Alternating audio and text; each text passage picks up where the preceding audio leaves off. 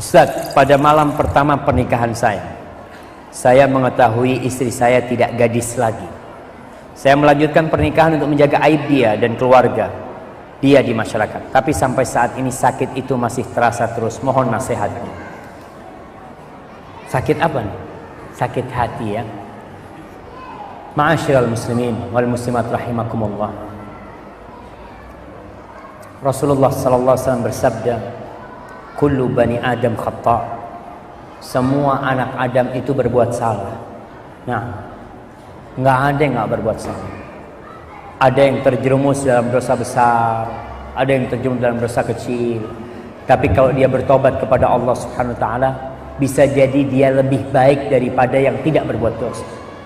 Allah ketika menceritakan tentang penghuni surga di surat Ali Imran ayat 132 kalau nggak salah, Allah mengatakan walladzina idza fa'alu fahishatan aw zalamu anfusahum dzakarullaha fastaghfaru lidzunubihim wa man yaghfiru dzunuba illallah wa lam yusirru ala ma fa'alu wa hum ya'lamun.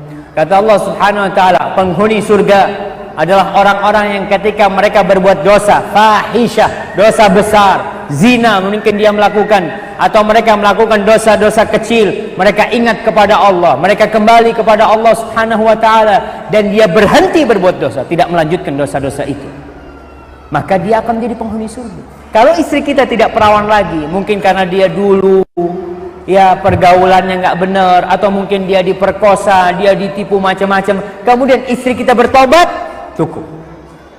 Man taba taballahu alaihi. Barang siapa yang bertobat, Allah akan menerima tobat dia.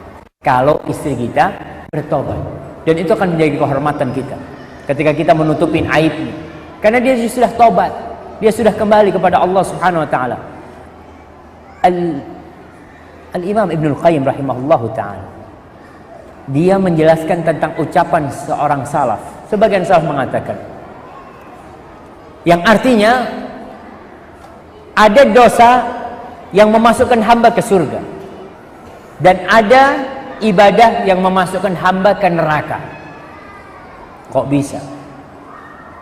Kata beliau menjelaskan, ada orang yang berbuat dosa kemudian dia menyesali perbuatan dosanya.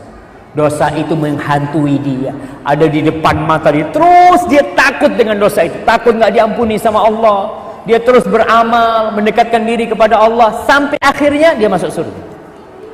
Tapi ada orang yang berbuat ketaatan kepada Allah, lalu dia bangga, dia merasa baik, merasa orang lain rendah, ujub. Akhirnya ujub dia, kebanggaan dia dengan ibadah itu membuat dia masuk neraka. Maka kalau dikatakan tadi nih, kalau istri antum udah nggak gadis tapi dia sudah bertobat kepada Allah, lanjutkan dan semoga diberkahi oleh Allah Subhanahu wa taala, karena kesabaran antum menghadapi dia.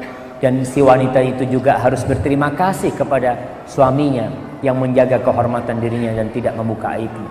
Tapi kalau istri kita udah nggak perawan tapi masih nggak tobat, ya jangan, hati-hati.